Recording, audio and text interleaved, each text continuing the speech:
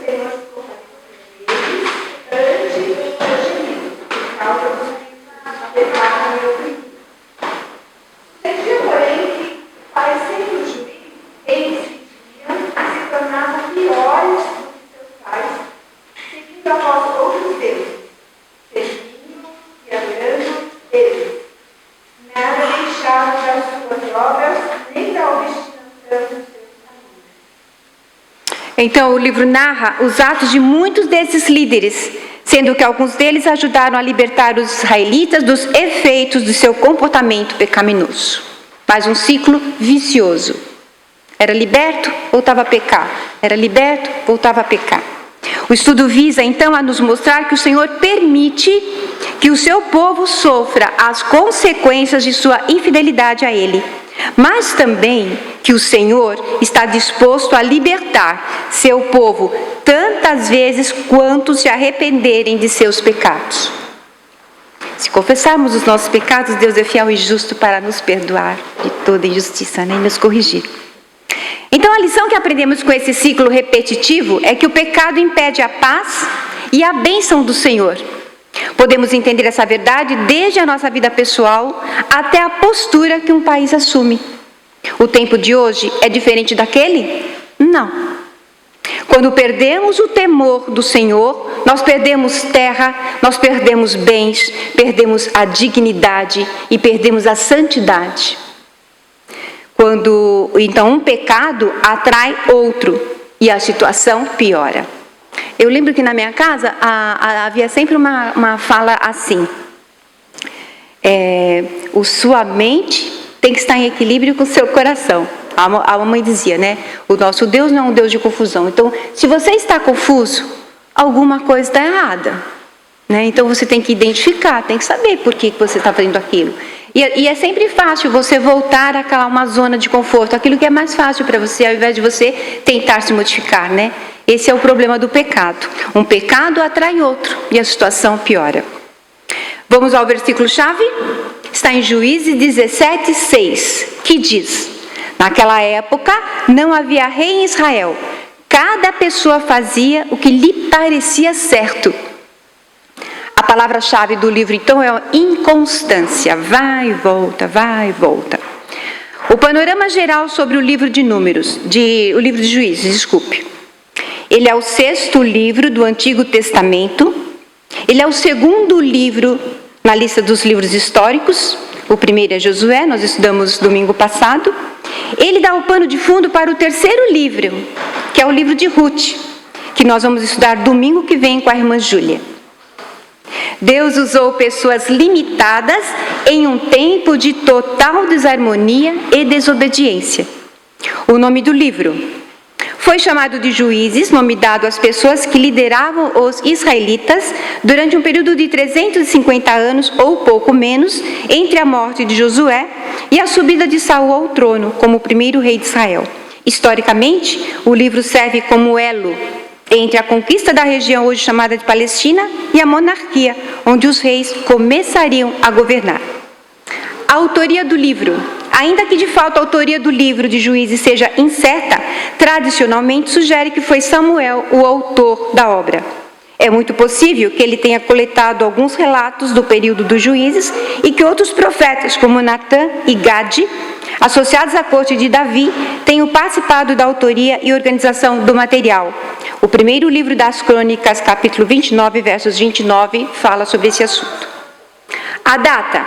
Juízes foi escrito depois da morte de Sansão e depois da coroação do rei Saul, mas antes da conquista de Jerusalém por Davi, por volta de 990 a.C., e no contexto histórico cobre o período de 1230 anos antes de Cristo até cerca de 1020 anos antes de Cristo. Muitas das nós, eles mudam, né? Nem sempre você consegue atingir essa faixa de anos. Qual é o tema principal?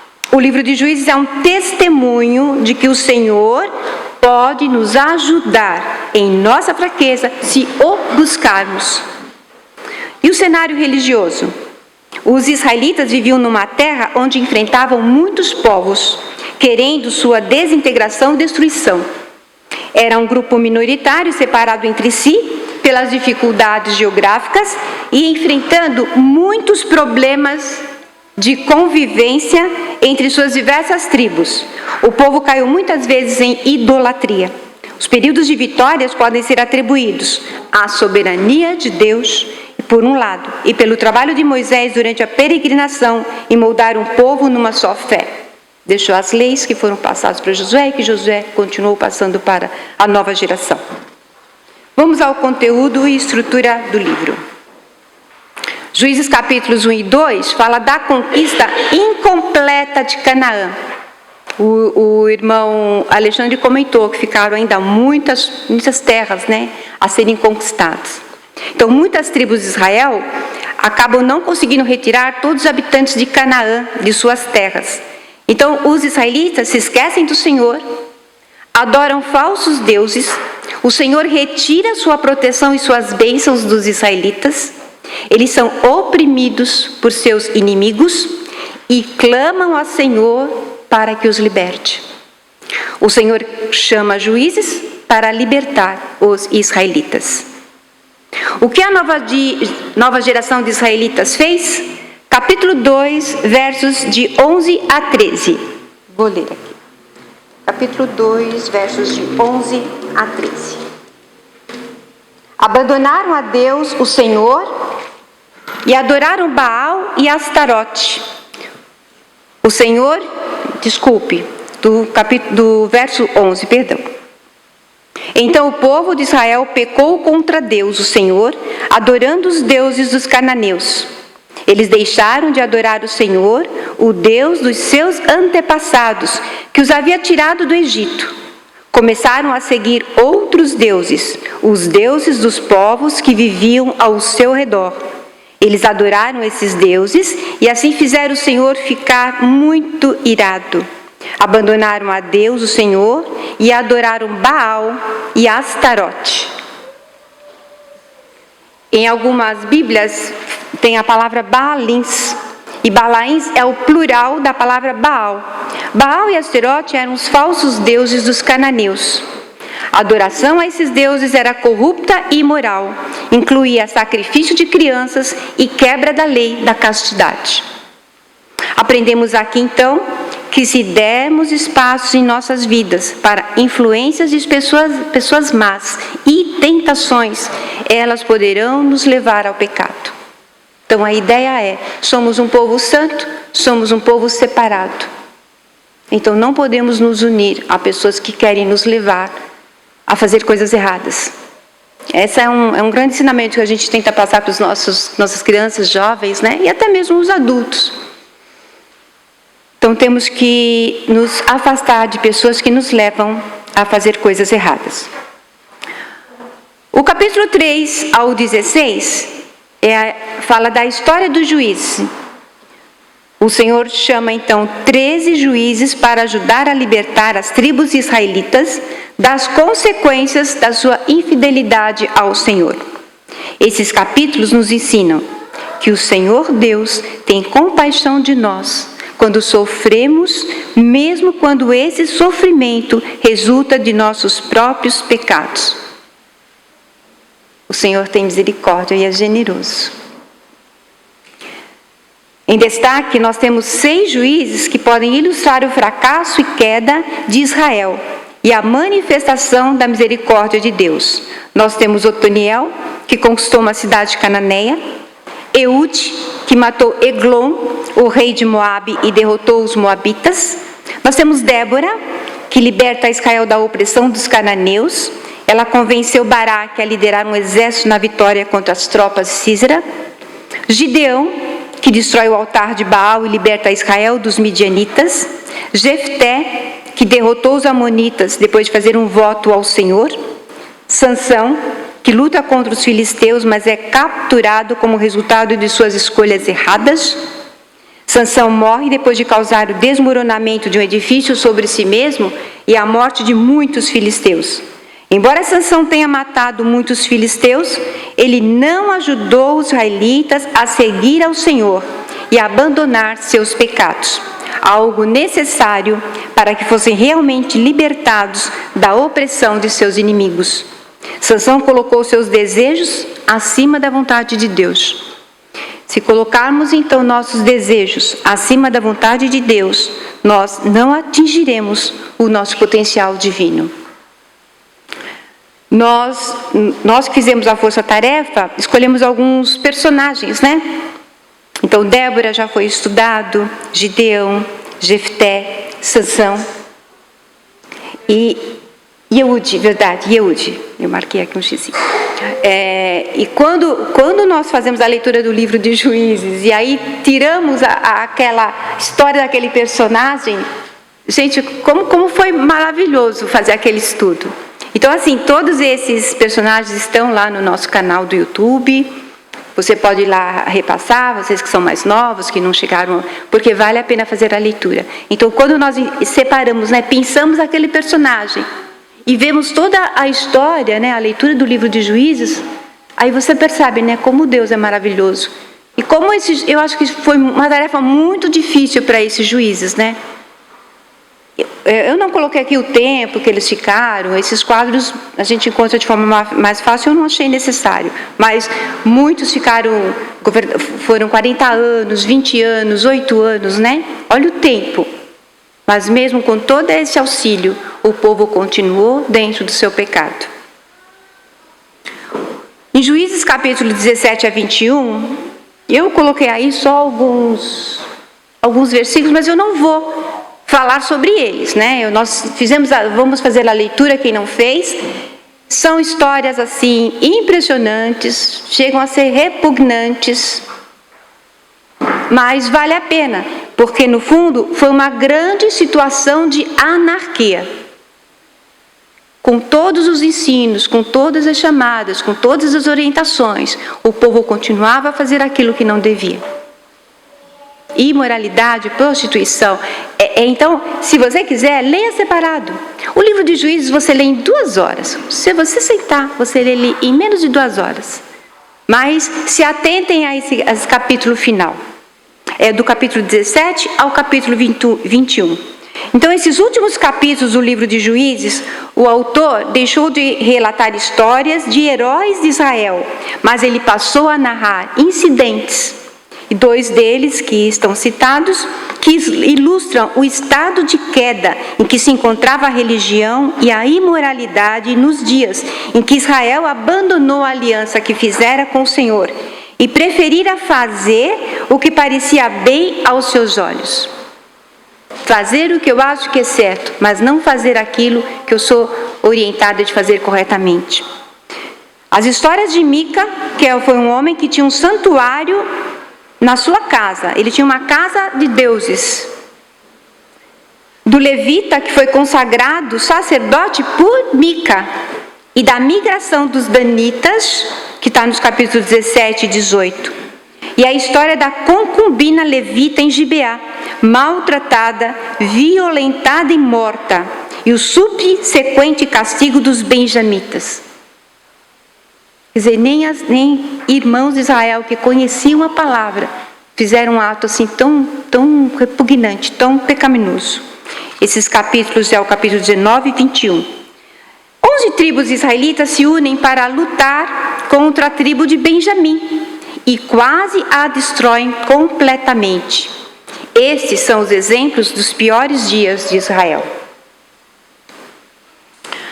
Então, irmãos, concluindo, essas histórias ilustram e preparam o cenário para o aparecimento da monarquia. O livro de Juízes se encerra esclarecendo que o período dos juízes em Israel se caracterizou por um ciclo vicioso: pecado, maldade e anarquia, castigo e arrependimento. Infelizmente, a falta de submissão ao Senhor foi compreendida pela liderança do povo como falta de um homem forte, um rei. Capítulo 21, versos 25.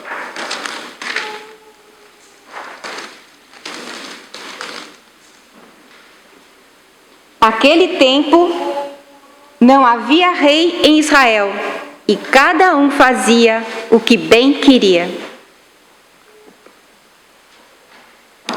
É muito interessante ler Juízes e dar a continuidade à leitura do livro de Ruth, que foi escolhida por Deus para ser avó do rei mais importante da história de Israel. Quem foi esse rei? Davi. Irmãos, foi uma leitura boa. Quem fez a leitura, eu tenho certeza que achou muito interessante.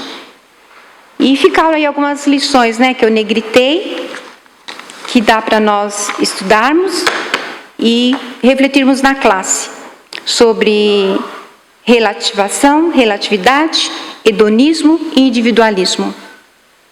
Então tem vários exemplos onde nós podemos trabalhar na classe sobre isso, tá bem? Muito obrigada. É esse o panorama.